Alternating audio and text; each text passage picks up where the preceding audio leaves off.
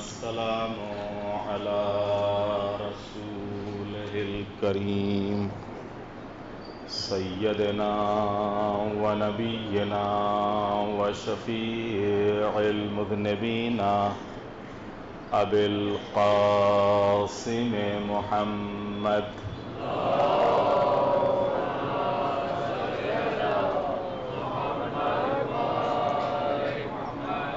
وآله الطيبين الطاهرين المعصومين المظلومين ولعنة الله على أعدائهم أجمعين من يومنا هذا إلى قيام يوم الدين. رب اشرح لي صدري ويسر لي أمري واحلل عقدة من لساني يفقهوا قولي. أما بعد فقد قال الله الحكيم في القرآن الكريم. بسم الله الرحمن الرحيم. ومن يطع الله ورسوله فقد فاز فوزا عظيما. صلوات بھیجتے محمد وعلیہ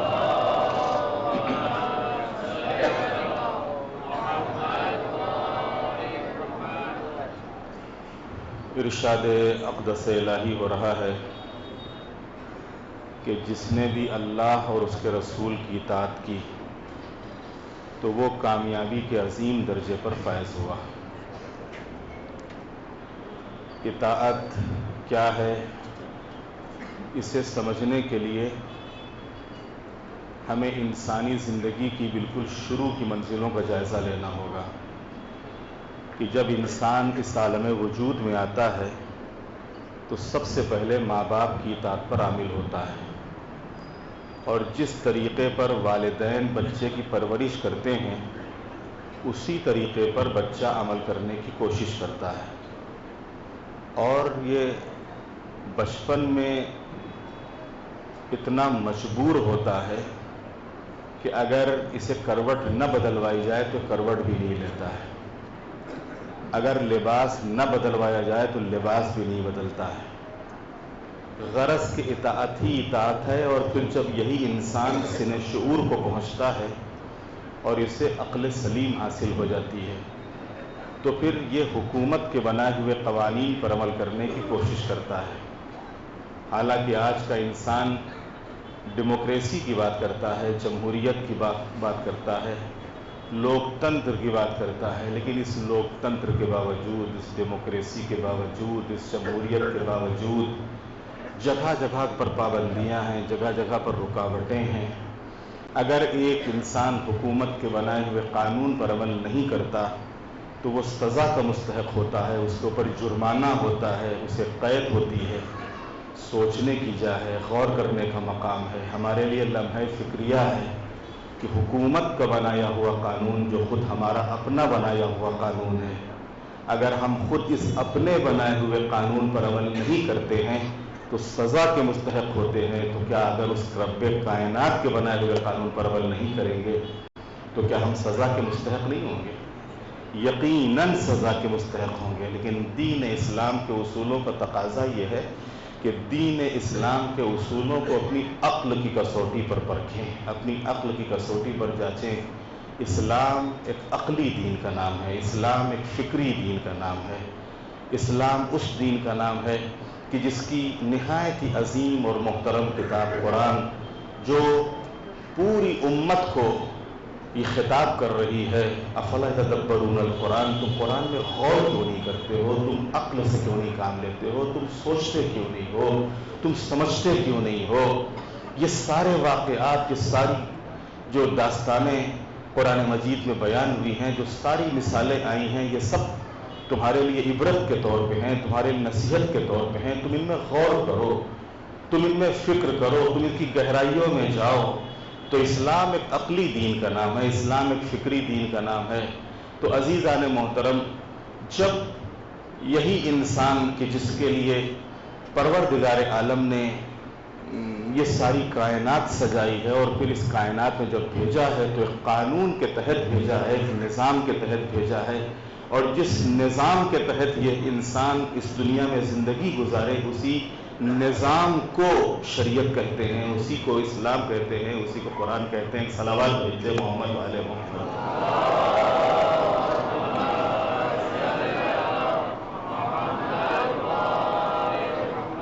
تو عزیزان محترم، اطاعت یعنی سر تسلیم خم کر دینا، اطاعت یعنی حکم مان لینا، اطاعت یعنی بات کے اوپر عمل کرنا۔ کیونکہ آج جس شخصیت سے یہ تاریخ منسوب ہے، یعنی جناب باب الحوائج حضرت ابو الفضل عباس علیہ السلام،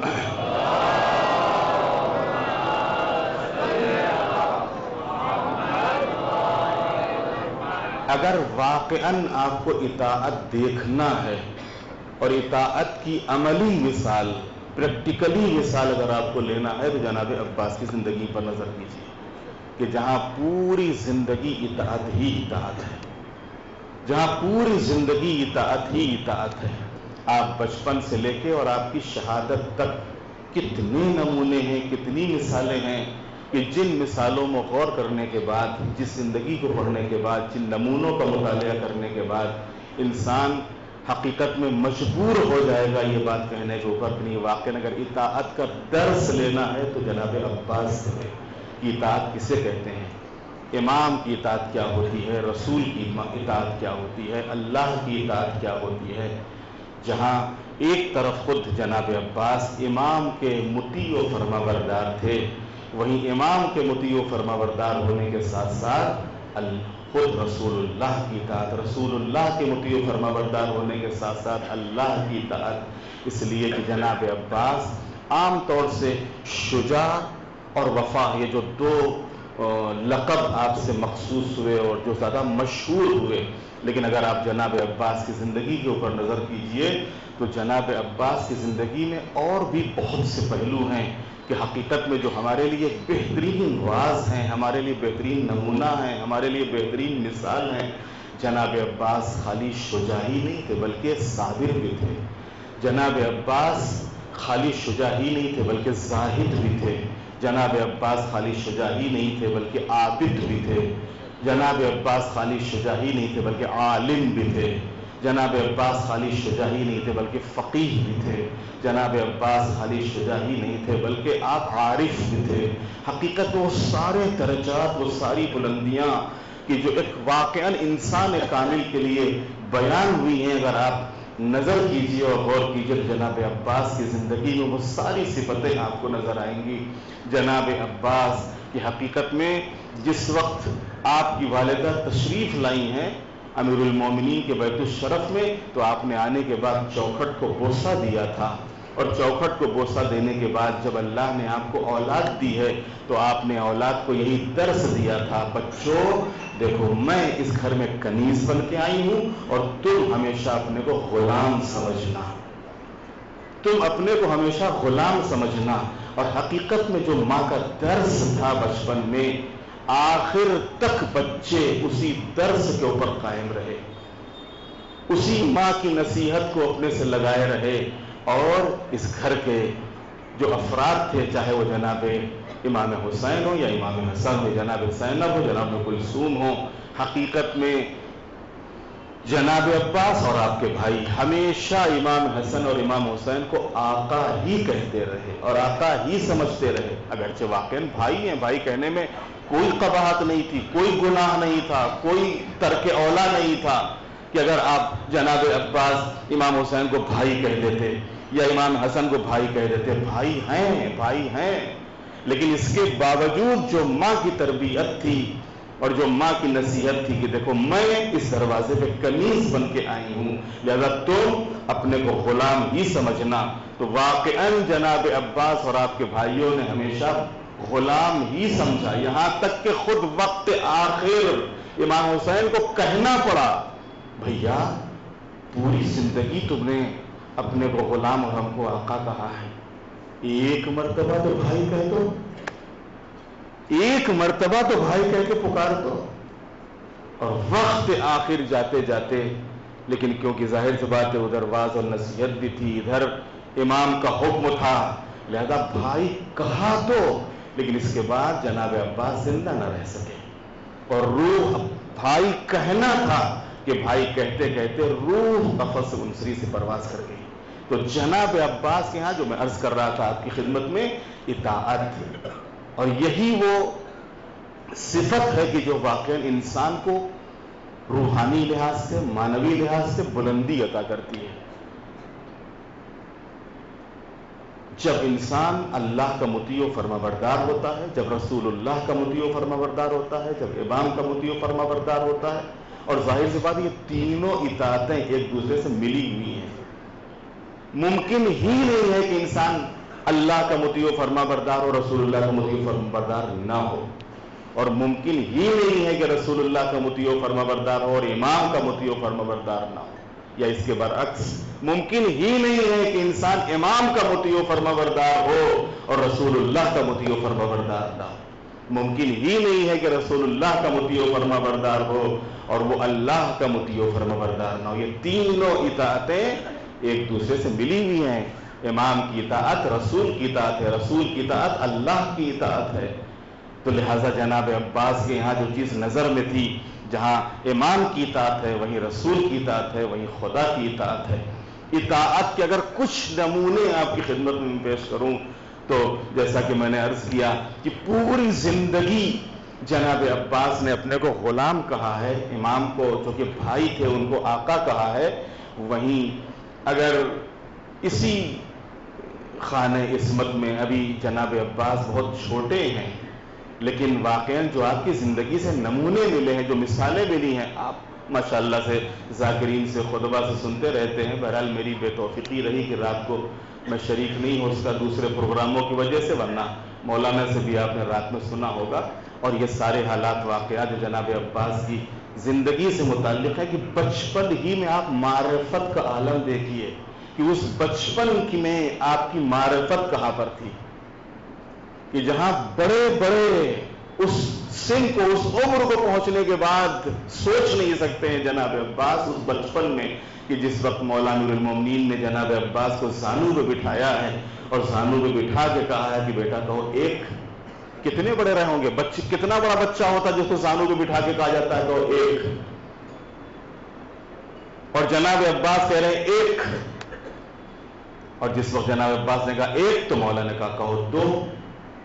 اب جناب عباس خاموش ہے، اب جناب عباس خاموش ہے کہ بیٹا کہو دو۔ اب ایک مرتبہ جناب عباس کہتے ہیں بابا جس زبان سے ایک کہہ دیا ہے اب اس سے دو کہتے ہوئے شرم آتی ہے۔ ایک صلوات بھیج دے محمد والے محمد۔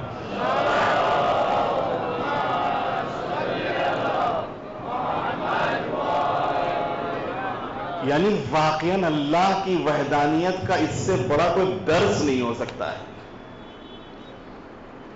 ہم سب موالیان مولا نور المومنین ہیں، لیکن کبھی کبھی ہم بھی اس منزل میں آ جاتے ہیں کہ جہاں پر ہم کو یہ پتہ نہیں رہتا کہ اللہ کا کوئی شریک نہیں ہے، اور ہم کبھی بہرحال رسول کو اللہ کے مقابلے میں لا کے کھڑا کر دیتے ہیں، کبھی امام کو اللہ کے مقابلے میں لا کے کھڑا کر دیتے ہیں۔ اور بچپن میں جناب عباس بیٹا کہو ایک تو کہا ایک، کہو دو تو کہا بابا جس زبان سے ایک کہہ دیا ہے مطلب کیا ہے؟ یعنی اس کا جیسا کوئی ہے ہی نہیں ہے، کیسے میں کہوں دو؟ اس کا کوئی شریک ہی نہیں ہے، کیسے میں کہوں دو؟ اس کا کوئی ہمسر ہی نہیں ہے، کیسے میں کہوں دو؟ اس کا کوئی برابر ہی نہیں ہے، کیسے میں کہوں دو؟ ایک صلوات بھیج دے محمد والے محمد پر۔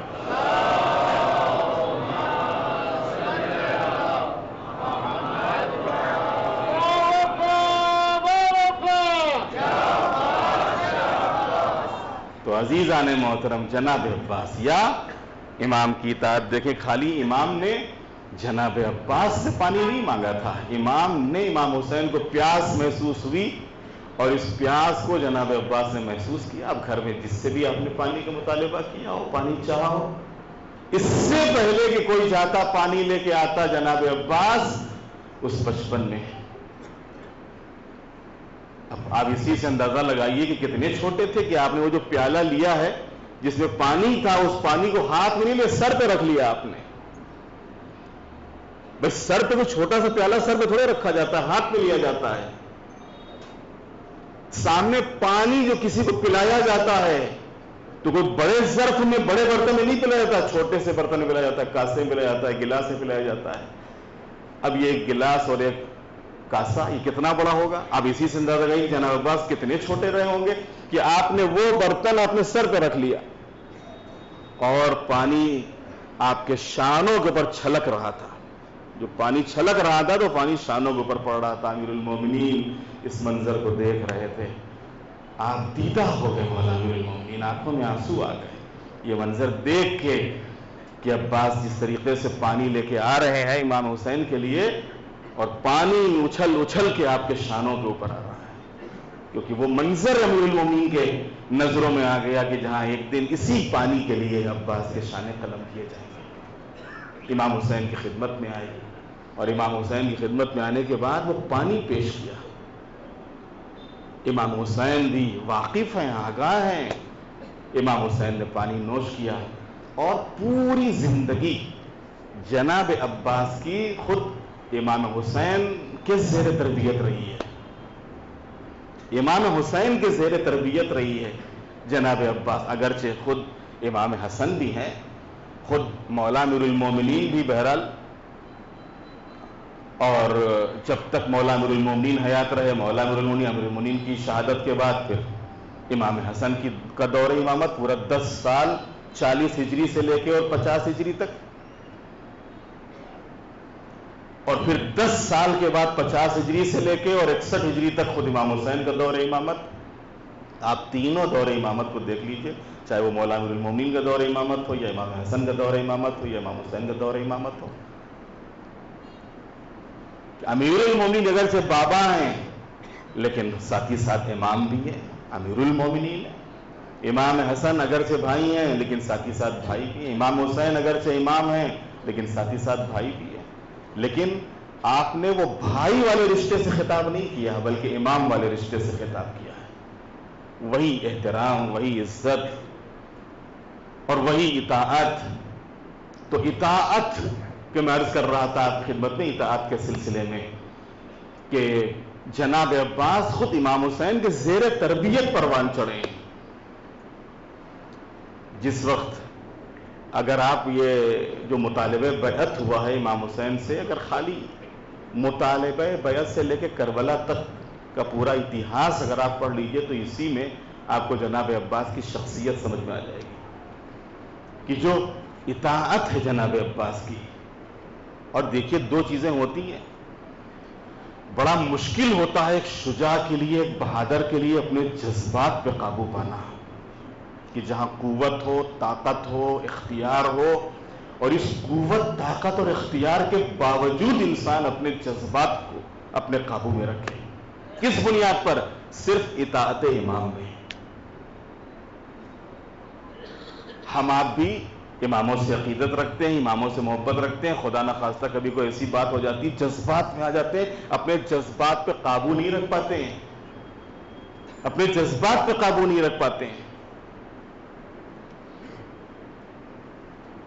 اور جناب عباس جہاں شجاع ہیں, جہاں بہادر ہیں, وہی شجاع اور بہادر ہونے کے ساتھ ساتھ کس قدر آپ کو اپنے نفس کے اوپر اختیار ہے, جذبات کے اوپر کس قدر قابو ہے. ورنہ ایسے موقع پہ تو انسان مرنے مارنے کے لیے تیار ہو جاتا ہے, مرنے مارنے کے لیے تیار ہو جاتا ہے کہ آپ ہٹیے اور ہم ان کو دیکھ لیں گے, ہم ان کو سمجھ لیں گے. جو کچھ امام حسن کی شہادت کے بعد ہوا, خالی اگر آپ اسی پر غور کر لیجئے جناب عباس کی شخصیت سمجھ میں آ جائے گی. اگر عام انسان ہوتا تو یقیناً اپنے جذبات پر قابو نہیں رکھ سکتا. اس شجاعت کے ہوتے ہوئے, اس ہمت کے ہوتے ہوئے, اس بہادری کے ہوتے ہوئے عام انسان قابو نہیں رکھ سکتا. لیکن جناب عباس نے صرف اطاعت امام میں اپنے جذبات کو اپنے کنٹرول میں رکھا, اپنے قابو میں رکھا ہے. امام نے فرما دیا نہیں بھیا عباس, بھائی کی وصیت تھی, خبردار تلوار مت نکالنا. اگر یہاں دفن نہیں ہونے دیتے ہم بقی میں دفن کر دیں گے اپنے بھائی کو، لیکن تلوار مت نکالنا۔ اب آپ اندازہ لگائیے کتنا سخت تھا جناب عباس کے لیے تلوار کا رکھنا، جو تلوار نیام سے نکلی ہو یا ابھی نہ نکلی ہو، اس کے قبضے پہ ہاتھ گیا ہو، اور تلوار نہ نکالنا ہے، تلوار نہ اٹھانا کتنا سخت تھا جناب عباس کے لیے۔ یا خود جناب عباس کی موجودگی میں، جناب عباس کے ہوتے ہوئے کوئی امام کی توہین کر دے، امام کی شان میں گستاخی کر دے، جو ولید کے دربار میں ہوا۔ لیکن وہاں کے اوپر بھی یہی چیز دیکھی گئی کہ امام حسین میں بڑھ کے نہیں بھیا عباس، جناب عباس بھی ہیں، جناب علی اکبر بھی ہیں، واقعی سارے بنی ہاشم کے جوان ہیں۔ اس موقع کے اوپر امام نے کہا نہیں خبردار۔ اب جیسے امام نے کہا خبردار، بس امام کے آگے سر تسلیم خم، جو بھی حکم امام ہے، اسی کا تو نام اطاعت ہے، یعنی سر تسلیم خم کر دینا، حکم امام کے آگے سر تسلیم خم۔ اب اپنے جذبات نہیں ہیں، اپنا نفس آگے نہیں ہے۔ اور پھر مدینے سے لے کے کربلا تک نہ جانے کتنے نمونے ہیں۔ تو جناب عباس کی شخصیت کو سمجھنے کے لیے آپ کے القاب ہی کافی ہیں۔ اگر آپ جناب عباس کے القاب کے اوپر غور کر لیں تو یہ القاب آپ کو بتا دیں گے۔ بھی جناب ام البنین کی وفات کے موقع کے اوپر میں نے آپ کی خدمت میں عرض کیا تھا کہ جناب عباس کے جو القاب ہیں، اگر ان القاب میں انسان غور کر لے جناب، کیونکہ ہمارے اور آپ کے جو دیے ہوئے نام ہوتے ہیں ان ناموں میں، اور جو امام معصوم کے دیے ہوئے نام ہوتے ہیں ان میں بڑا فرق ہے۔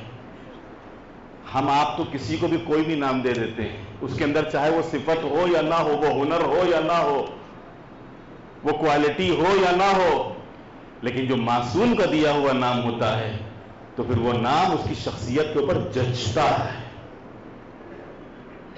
وہ اس کی شخصیت کے اوپر جچتا ہے اور اس کے کردار کے مطابق ہوتا ہے، اس کے کردار کے مطابق ہوتا ہے۔ جناب عباس کے جتنے بھی القاب ہیں، آپ ان تمام القاب کو اگر دیکھیں گے تو وہ جناب عباس کی شخصیت اور کردار سے مطابقت رکھتے ہیں۔ ایسا نہیں ہے کہ نام بس اسی طریقے سے تعارفاً وہ القاب دے دیے گئے، تعارفاً یہ سارے القاب نہیں دیے گئے، بلکہ حقیقت میں جو القاب جناب عباس کے ہیں، جس لقب کو بھی آپ اٹھائیے اس لقب کے پیچھے آپ کو پورا ایک بیک گراؤنڈ ملے گا، جناب عباس کا کردار ملے گا، جناب عباس کی ایک شخصیت ملے گی۔ انہی تمام القاب میں بس میں نے ختم کیا، ایک لقب ہے باب الحوائج، حاجتوں کا دروازہ۔ یقیناً جب اللہ کے لیے کوئی نکلتا ہے، اللہ کے لیے کوئی کھڑا ہوتا ہے، اللہ کے لیے کوئی قیام کرتا ہے، اللہ کے لیے کوئی قربانی دیتا ہے، تو پھر اللہ اسے کس بلندی پہ پہنچاتا ہے، یہ تو ایک عام مثال ہے۔ اور جناب عباس نے جو قیام کیا ہے، جناب عباس نے جو ایثار کیا ہے، جناب عباس نے جو قربانی دی ہے، جب عام یہ دستور ہے اور عام یہ قانون ہے، کوئی بھی اگر اللہ کے لیے قیام کرتا ہے، اللہ کے لیے کھڑا ہوتا ہے، اللہ کے لیے جو ہے وہ اپنی ایثار اور قربانی اور فداکاری سے کام لیتا ہے، تو بہرحال اسے کچھ نہ کچھ اللہ اسی دنیا ہی میں اس کا بدلہ دے دیتا ہے۔ آخرت میں تو اس کے درجات بلند ہیں ہی ہیں، لیکن کچھ چیزیں ہیں کہ جو دنیا میں بھی ملتی ہیں۔ اب جناب عباس کا جو ایثار اور قربانی تھی، اس ایثار اور قربانی کو نظر میں رکھیے کہ حقیقت میں اللہ کے نزدیک جناب عباس کا مرتبہ کتنا بلند ہوگا۔ یہی وجہ ہے کہ ہمارے چوتھے امام حضرت امام زین العابدین علیہ السلام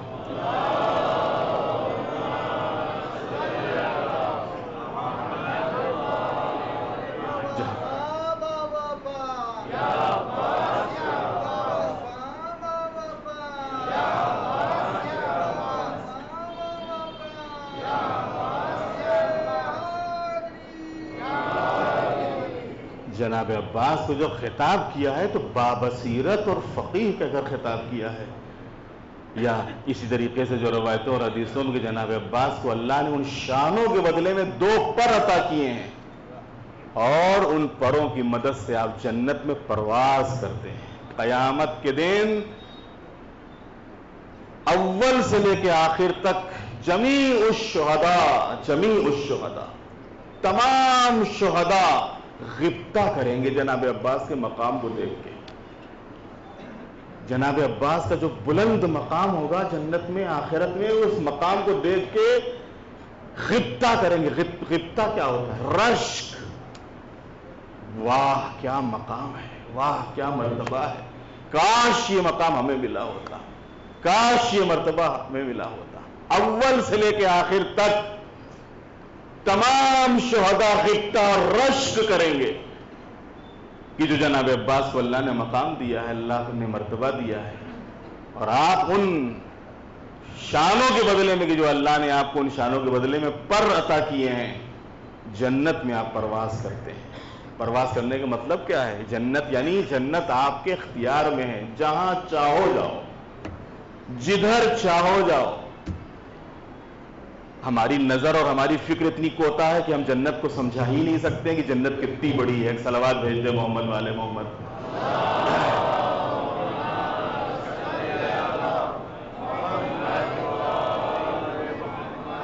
تو عزیزان محترم, باب الحوائج, حاجتوں کا دروازہ. ایک حاجتوں کے دروازے کی بات ہوئی ہے تو بس ایک روایت سن لیجئے اور اسی پہ ختم اور دعا.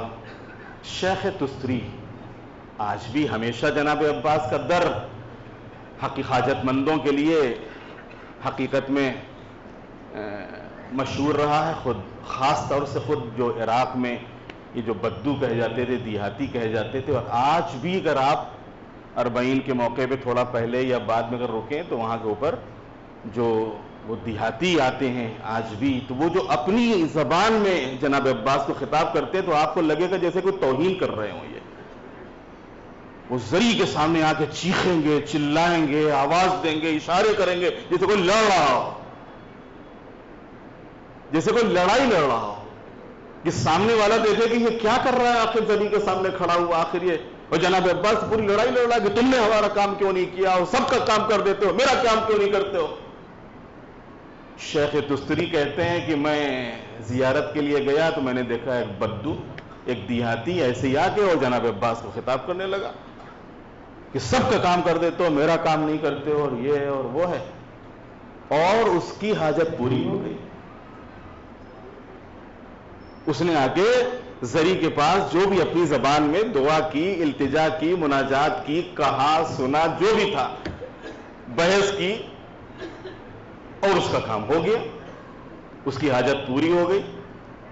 شیخ تستری کہتے ہیں کہ میرے دل میں خالی خیال کہ دیکھو اس بدو کی تو حاجت پوری ہو گئی, اس دیہاتی کی حاجت پوری ہو گئی جس کو نہ کوئی معرفت ہے نہ کوئی علم ہے, اور میں اتنے دن سے آ رہا ہوں اور میری حاجت پوری ہی نہیں ہوتی ہے, میری حاجت پوری ہی نہیں ہوتی ہے. اور پھر اب زیارت کے لیے نہیں آؤں گا. یہ انہوں نے دل میں خیال تو کر لیا, لیکن فوراً ان کو خیال آیا نہیں نہیں نہیں نہیں نہیں, توبہ توبہ توبہ, استغفار. یہ کہا اور پھر ان کو تھوڑی دیر میں خیال آیا کہ نہیں نہیں, یہ مقام الگ ہے, یہ مرتبہ الگ ہے. دعا کا قبول ہونا اپنی جگہ کے اوپر ہے, اور آپ کی زیارت اور آپ کا مقام اور آپ کی شان اپنی جگہ کے اوپر ہے. کہتے ہیں شیخ تستری کہ صرف خیال آیا تھا کہ اس کی دعا قبول ہوتی, میری دعا قبول کیوں نہیں ہوتی. صرف انہوں نے کہا تھا اگر جب بعد میں توبہ کر لی, استغفار کر لیا, معافی مانگ لی کہ نہیں نہیں مجھ سے غلطی ہو گئی, میں آپ کا در نہیں چھوڑوں گا, میں تو بہرحال دعا پوری ہو نہ ہو میں تو آتا رہوں گا. اب کہتے ہیں یہ نجف اشرف پہنچے, نجف اشرف سے آئے تھے زیارت کرنے کے لیے شیخ تستری.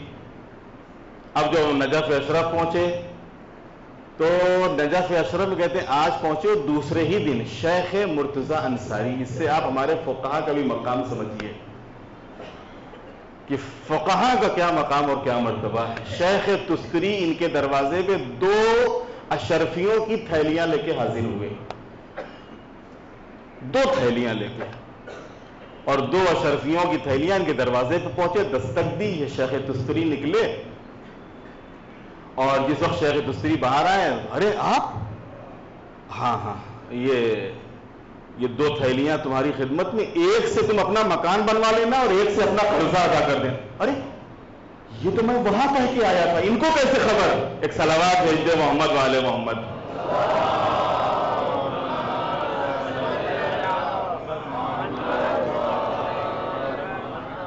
یہ تو میں وہاں کر کے آیا تھا کربلا میں جناب عباس کے در پہ، ان کی زری کے سامنے، ان کی قبر مبارک کے سامنے، ان کو کیسے خبر؟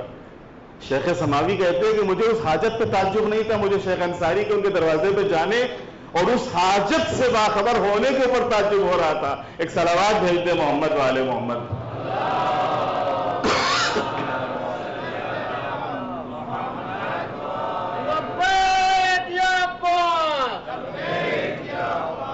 تو عزیزان محترم، باب الحوائج کی بارگاہ اور ان کی آج یہ ولادت کا دن اور ان سے یہ منسوب دن، اس پروردگار عالم کی بارگاہ میں بحق باب الحوائج حضرت ابو الفضل عباس علیہ السلام دعا ہے بار الہا ہم سب کے گناہوں کو معاف فرما، ہماری غلطیوں اور خطاؤں سے درگزر فرما، پرچم اسلام کو سربلند فرما، پرچم کفر و نفاق کو سرنگوں فرما، مومنین جہاں جہاں بھی آباد ہیں ان کی جان مال عزت آبرو کی حفاظت فرما، مقامات مقدسہ کی حفاظت فرما، علماء اور مراجع کی حفاظت فرما، جو مومنین مریض ہیں ان کو شفا عطا فرما، جو مشکلات میں ہیں ان کی مشکلات کو آسان فرما، جو دنیا سے رخصت ہو چکے ہیں ان کی مغفرت فرما، مولا امام زمانہ علیہ السلام کے ظہور میں تعجیل فرما، ہم سب کو امام کے غلاموں اور ان کے ناصروں میں شمار فرما، ہم سب کی تمام دینی اور دنیاوی حاجتوں کو پورا فرما، وتقبل منا انك انت السميع العليم۔ بسم اللہ الرحمن الرحیم، ان اللہ وملائکتہ یصلون علی النبی یا ایھا الذین آمنوا صلوا علیہ وسلموا تسلیما۔ ایک 2 منٹ آپ تشریف رکھیے، ابھی ایک زیارت